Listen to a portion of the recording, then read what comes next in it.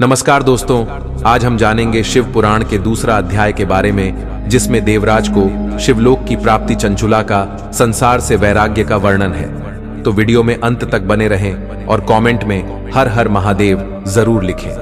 दोस्तों, श्री शौनक जी ने कहा, आप धन्य हैं सूत जी, आप परमार्थ तत्व के झाता हैं।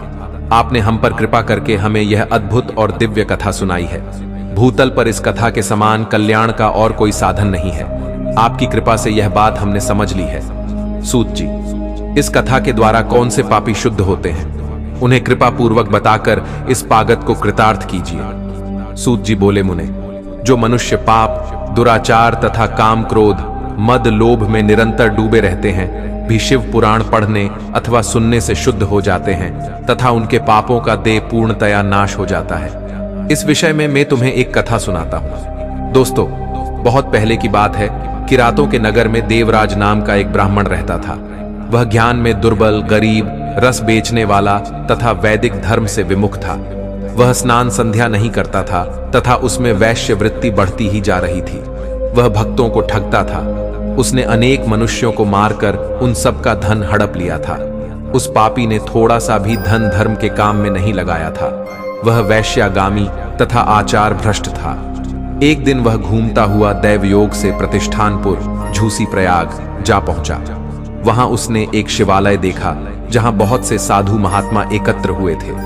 देवराज वहीं ठहर गया। वहां रात में उसे ज्वर आ गया और उसे बड़ी पीड़ा होने लगी। वहीं पर एक ब्राह्मण देवता शिव पुराण की कथा सुना रहे थे। ज्वर में पड़ा देवराज भी ब्राह्मण के मुख से शिव कथा को निरंतर सुनता रहता था। एक मास बाद देवराज ज्वर से पीड़ित अवस्था में चल बसा। यमराज के दूत उसे बांधकर यमपुरी ले गए।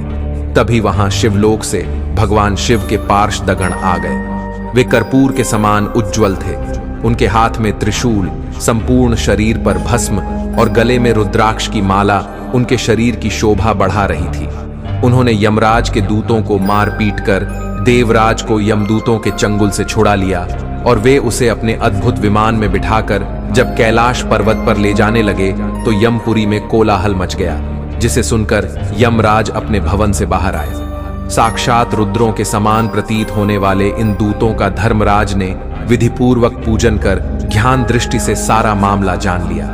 उन्होंने भय के कारण भगवान शिव के दूतों से कोई बात नहीं पूछी। तत्पश्चात शिवदूत देवराज को लेकर कैलाश चले गए और वहां पहुंचकर उन्होंने ब्राह्मण को करुणावतार भगवान शिव के हाथों में सौंप दिया।